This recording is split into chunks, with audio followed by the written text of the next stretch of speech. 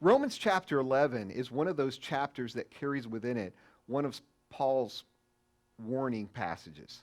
These are warnings given to believers in the New Testament, and I always want to take them seriously. Here, Paul talks about the branches of a tree.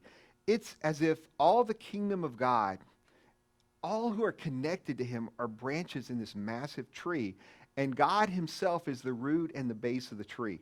His illustration is that some of these branches that represent the early covenant people were removed because they rejected faith, making space for Gentile believers to be grafted into God's tree of life by a faith commitment to him through his son Jesus Christ. The warning in all of this is one of humble faith. Don't be puffed up by this idea of inclusion. Be humbled by it. Or, as that last little sentence in verse 20 says, do not be arrogant, but tremble. Verse 21 carries the weight of all this. For if God did not spare the natural branches, he will not spare you either.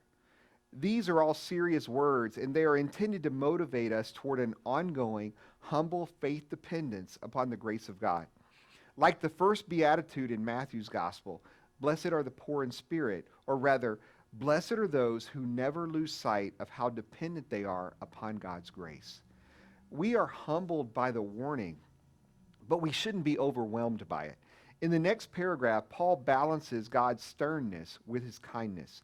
We are encouraged to continue in his kindness. And I think that's the secret. And Paul insists that even those who have been cut off from the tree are still able to be grafted back in again. So there is a serious warning, but the goal is not fear or to live in this terrified, rigid faith. The goal is to live by faith in God's kindness. It's a weird thing, maybe a uniquely Christian thing, to think that the only danger here is that we would walk away from a God who offers constant kindness. Our understanding of God is so important. This is a God who is good, makes a way for everyone to come to him, even those who previously had drifted away.